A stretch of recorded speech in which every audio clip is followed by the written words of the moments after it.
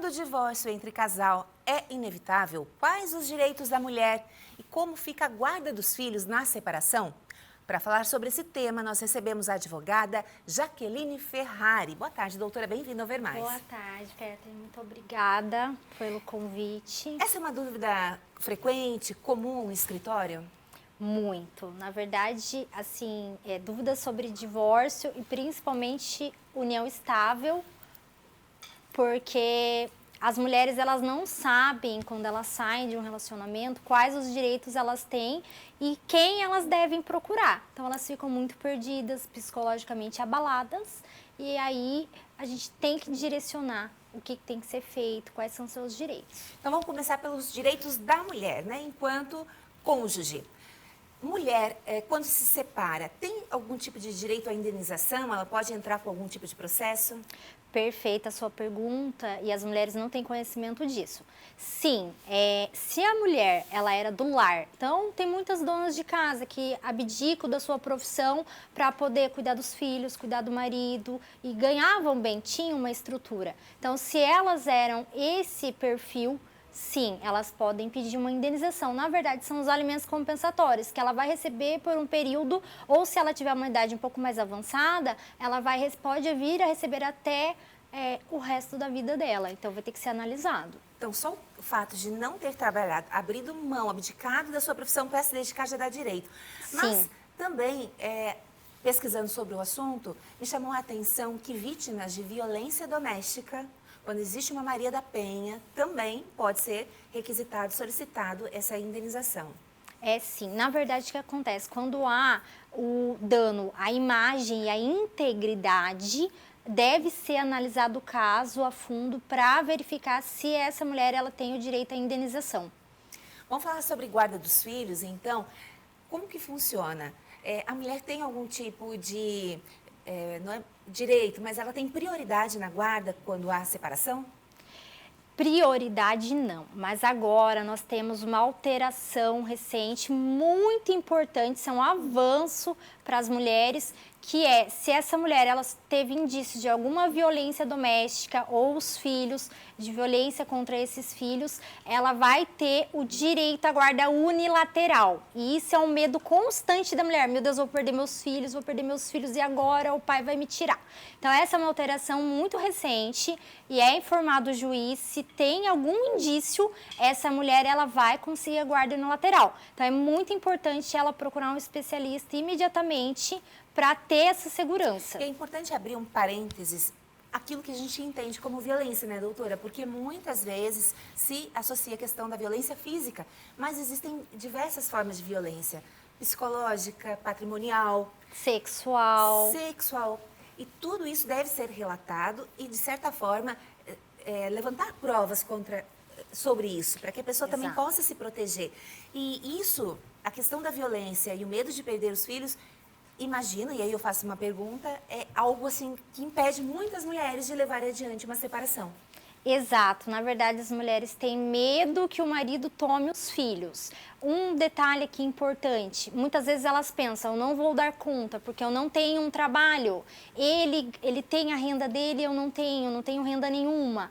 Ou ela trabalha demais e não vai conseguir dar essa atenção para os filhos. Mas na verdade é ao contrário, a lei ela sempre vai não dar preferência, mas proteger mais a mãe. Então, é muito difícil uma mãe perder a guarda de um filho. Isso é muito importante ser colocado. Ela só vai vir a perder num caso extremo, como, por exemplo, se é uma mãe que utiliza algum tipo de entorpecente, que psicologicamente ela realmente tem um problema muito sério de saúde mental, aí pode ser que isso aconteça. Senão, ela vai ter essa segurança. Isso é muito importante no cenário que a gente vive, porque realmente, apesar de a mulher estar cada vez mais presente no mercado de trabalho, muitas mulheres, né, às vezes acho que não tem uma renda suficiente ainda para poder fazer esse passo. Doutora, tem uma outra questão, que nem sempre todo mundo tem condições de contratar um advogado. E às vezes podem, então tá, vamos separar, vamos contratar um advogado só. Isso é recomendado? Não, nunca, jamais faça isso. Primeiro que acordo verbal, que é muito comum ser feito entre o casal, não é recomendado, porque geralmente uma das partes vai descumprir e você não vai ter como cobrar. Segundo que, o amigo do meu ex-marido vai fazer o divórcio, vai sair mais barato, eu não vou ter que arcar com nada. Pode ter certeza que alguma coisa ou ele vai estar escondendo, ou algum outro prejuízo a outra parte vai ter, com relação a patrimônio, na partilha, com relação à guarda dos filhos. Essa pessoa ela vai se antecipar. Não tenha um advogado para os dois, tenha 2 advogados que conversem entre si, que entendam o que é necessário nesse divórcio, nessa guarda, e que chegue num consenso. E eu sempre falo, o divórcio, para ele ser bom, ele tem que ser justo. Então, tem que ser feita essa análise. Até porque, se há um divórcio, né, em que não há uma comunicação entre o casal, os advogados podem fazer... A ideia não é brigar. A ideia não é brigar. A ideia é justamente, né, fazer uma conciliação antes de chegar até o juiz. Chegar numa mediação é o ideal. Chegar numa mediação. E também existe a justiça gratuita. Exato. Né? Então, muitas pessoas, mas eu não tenho dinheiro para pagar um advogado. Você tem como comprovar. Né? A justiça tem inúmeras formas. E reforçando aquilo que a doutora falou. No momento que as pessoas querem resolver, elas prometem muitas coisas, né? Respeitarei a visita, pagarei tanto de pensão, pagarei por fora a escola, pagarei isso e aquilo, e depois como exigir.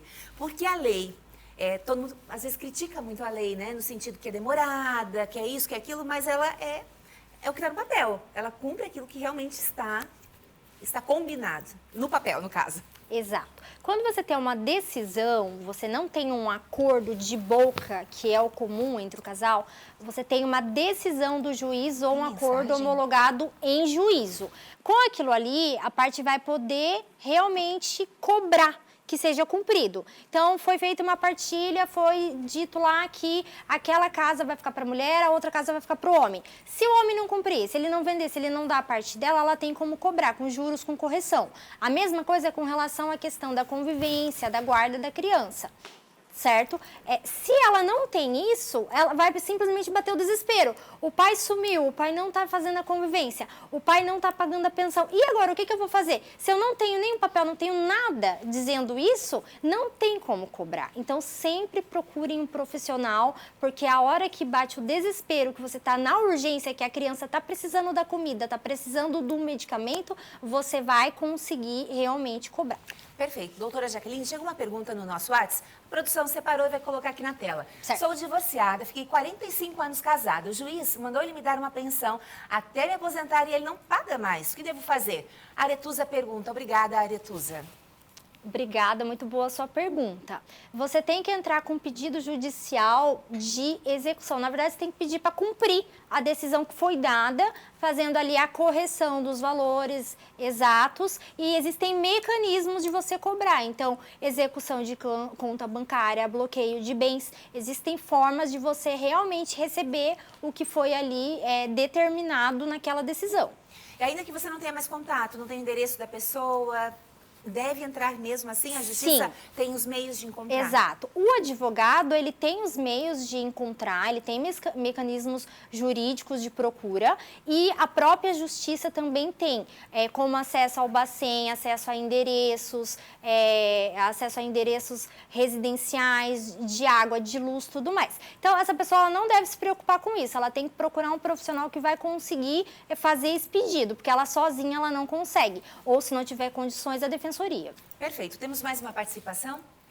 Olha, se todos esses agravantes que a mulher sofre for ao contrário, for o homem quem sofre, os direitos são os mesmos? Perguntas da Laudete. Certo. Eu costumo dizer, as pessoas falam, não existe lei Maria da Penha para homem, certo? Se o homem ele estiver sofrendo uma agressão física, uma lesão corporal, uma violência patrimonial, o que ele tem que fazer? Ele tem que entrar com um pedido de indenização na justiça.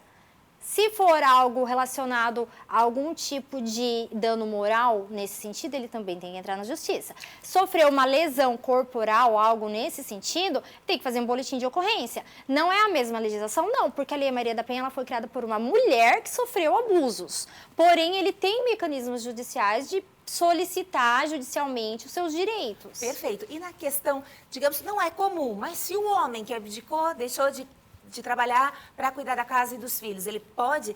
E, de repente, se a mulher ganha mais também que ele pode requisitar essa indenização? Sim, existe essa possibilidade.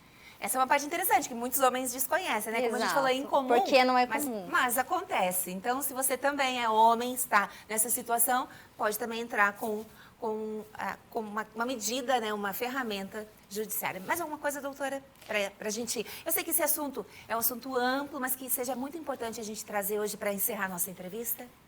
Eu falaria apenas sobre o seguinte: casais que têm união estável que não são reconhecidas. Fui morar junto, morei 10 anos lá com a pessoa e aí a gente terminou o relacionamento. Regulamentem essa situação, porque posteriormente, ou se você termina o relacionamento, ou muitas vezes se você perde essa pessoa, ela falece, você entra numa questão de comprovar que você era o companheiro, que você realmente tinha um relacionamento com aquela pessoa, e até você realmente provar isso, você pode não estar tendo direitos assegurados, como residência, pensão alimentícia, patrimônio e por aí vai. Então, procurem regulamentar, não fiquem na informalidade achando que está tudo certo, porque na verdade não está. Perfeito. Doutora Jaqueline Ferrari, muito obrigada pela sua presença Eu que aqui no Ver Mais. agradeço o convite.